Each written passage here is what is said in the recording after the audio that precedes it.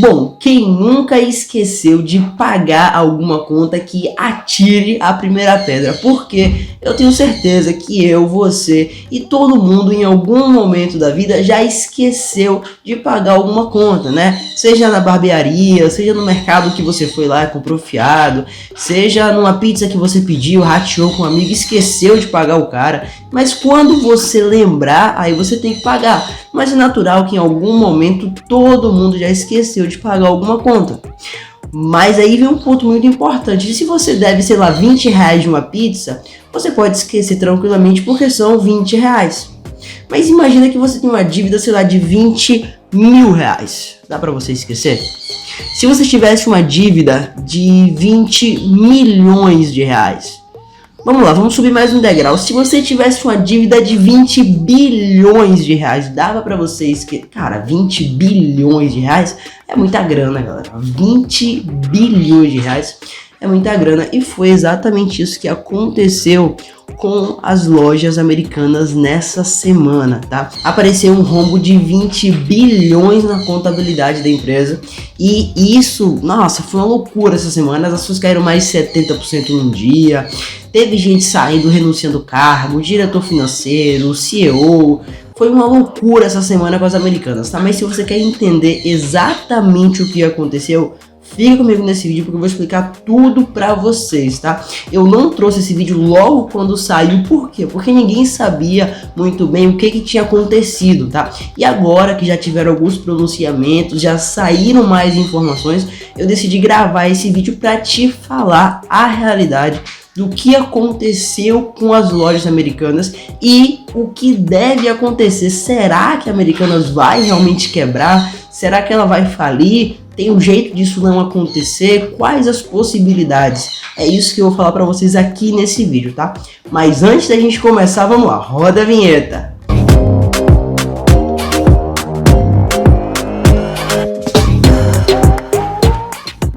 Fala, sócios e sócias, tudo bom com vocês? O meu nome é Álvaro Matheus, eu sou especialista de investimentos Ambima e esse é o canal do Sócio Investidor. Bom pessoal, se você está me vendo pela primeira vez aqui, não se esquece de clicar no botão de inscreva-se aqui embaixo, tá? Clica aqui, se inscreve no canal para você fazer parte da nossa comunidade de sócios investidores aqui do YouTube, que só está crescendo. A gente está com a meta de bater 1000 inscritos, a gente está perto de chegar, então clica aqui, se inscreve e se você gostar desse vídeo, se ele te agregar alguma informação bacana, clica aqui também no botão de curtir, tá? Para o YouTube entender que esse vídeo é bom e entregar esse vídeo para mais pessoas, beleza?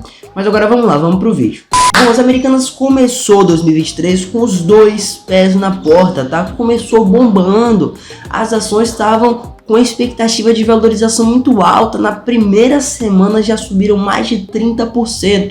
Contando também que no ano passado elas foram uma das coisas que mais caíram na bolsa, tá?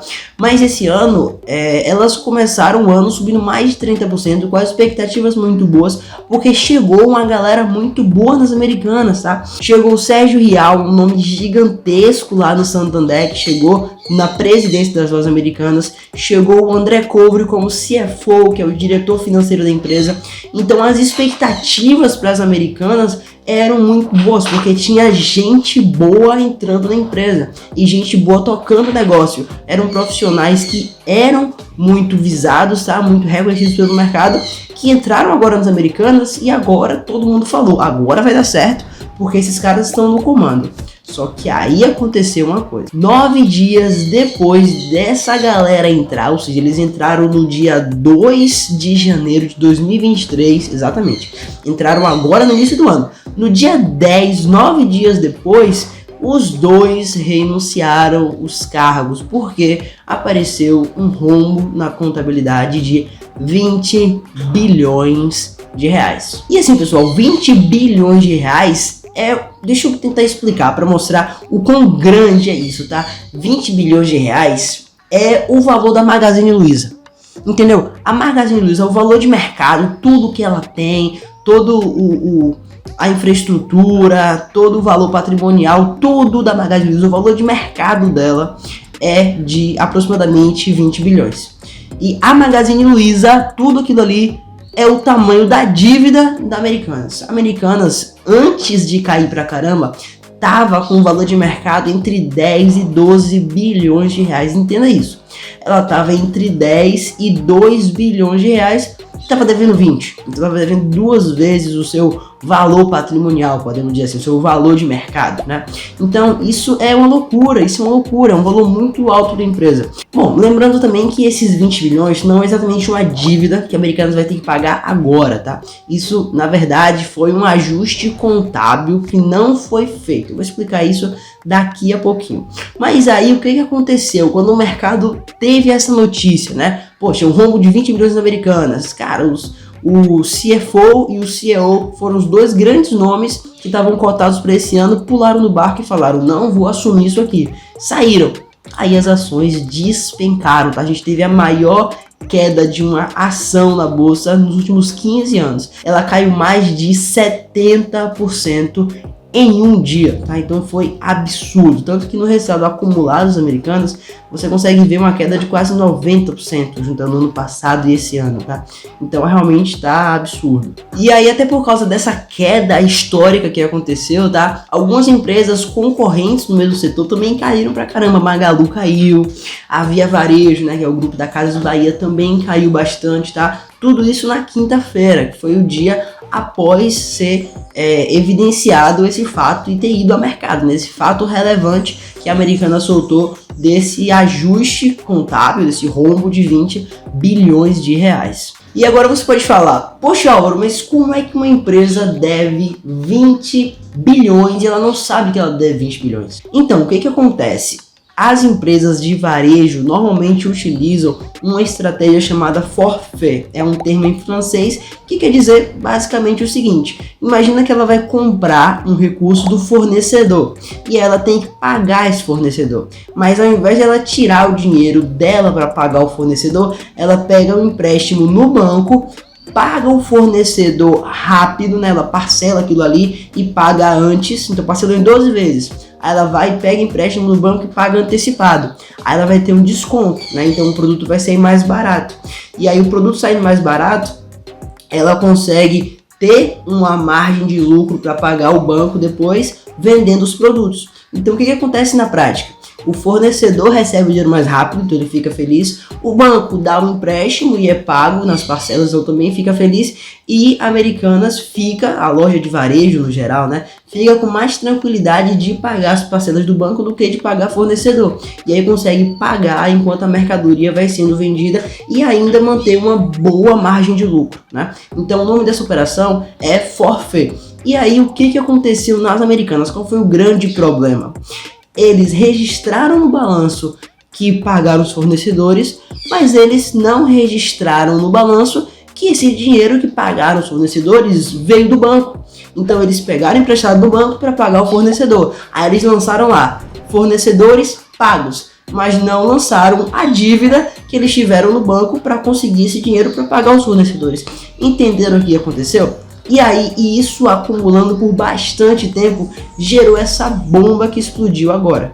E assim, isso aconteceu agora, né? Foi a mercado agora, esse fato relevante, mas isso não está acontecendo só agora, né? O próprio CEO que saiu, ele falou que estima-se que isso vem acontecendo em 10 anos já. Então, 10 anos para trás, eles já estão fazendo isso e não estão lançando na contabilidade esse empréstimo do banco. E isso está aumentando, até que quando ele chegou agora na empresa e viu isso aí, o diretor financeiro viu isso aí, eles saiu o fato relevante e essa bomba explodiu. Mas isso não vem acontecendo de agora, tá? Entenda que o que aconteceu agora foi que foi revelado isso, mas tem estimativa que isso acontece já há 10 anos. E aí, tudo isso aconteceu na quinta-feira. Pensa que foi a quinta-feira agitadíssima para os investidores sócios das Americanas, tá? E aí, na sexta-feira, ou seja, ontem, saiu uma notícia dizendo que a Americanas reportou 40 bilhões de prejuízo e vai iniciar o processo de recuperação judicial. É isso aí. Ela não faliu, pelo menos não ainda, né? Ela não fechou as portas, não declarou falência, mas ela já declarou uma dívida de 40 bilhões de reais, e esses 20 que tinham, mais os outros ajustes que aconteceram, com a queda também das ações, o valor de mercado da empresa foi lá pro chinelo. Assim, a situação da empresa agora é bem delicada, entrou em recuperação judicial, né? Que é aquele momento que a empresa entra antes de declarar falência para tentar se recuperar, né? Talvez conseguindo aporte de investidores, conseguindo grandes nomes com know-how para conseguir salvar a empresa. Lembrando que a loja Americanas tem como sócios grandes nomes, como o Jorge Paulo Lema, né? Então, talvez ele possa colocar uma mão ali para tentar salvar a empresa. Então, não é um caso perdido, pelo menos não ainda. Mas a situação da empresa hoje é uma situação bem delicada mesmo. Mas isso não impacta só você que investe em Americanas, que é sócio de Americanas, ou que tem fundos de ações, né? Esse fundo de ações ele investe em Americanas. Se você tem fundos imobiliários, de logística especialmente, tá? Que tem imóveis alugados para as Americanas, isso também pode te afetar. Assim, marginalmente, tá, pessoal? Mas pode vir um resultado um pouco negativo no seu fundo imobiliário, a depender da quantidade de imóveis que aquele fundo tem alugado para as Americanas. Já adianto que não tem nenhum fundo imobiliário com uma participação muito grande em Americanas, tá? Então pode ficar tranquilo, mas segue aí a lista para vocês de alguns fundos imobiliários que tem Americanas como locatário, né? Você tem o Max R11, você tem o GGRC11, o XPLG11, o LVBI 11, o BRCO11, o VIUR11, o RBRL11 e o HGLG11, tá? Então, esses três primeiros, tá aparecendo na tabela aí para você, esses três primeiros são os que têm a maior participação, né? Que é o Max R11, o GGRC11 e o XPLG11 que tem um pouquinho, né, 8%, mas basicamente esses dois primeiros aí, que tem acima de 10%, isso pode influenciar negativamente no fundo. Os outros é marginal, né, porque realmente tem muitos outros imóveis, muitos outros locatários, e aí isso vai diversificar e vai diluir o risco desse aluguel, né, dessa operação de aluguel com as lojas Americanas. Mais um ensinamento para vocês, tá? Muito importante a diversificação. Quando eu falo de fundos imobiliários para vocês, eu sempre falo, gente, olha quantos imóveis tem nesse fundo. Não pega um fundo imobiliário com um imóvel só. Imagina, cara, se você tem um imóvel, um fundo imobiliário, você investe em fundo imobiliário que tem um imóvel só e só esse imóvel tá alugado para as Americanas e ela para de alugar esse imóvel por causa de um problema desse. Nossa, você vai parar de receber renda do nada, sua renda vai a zero na hora, tá? Claro que deve ter a multa também, né, que você vai receber, mas depois da multa vai a zero, né? E aí tem que esperar esse imóvel ser alugado novamente. Então já vai lição para você aí que tá até agora vendo esse vídeo.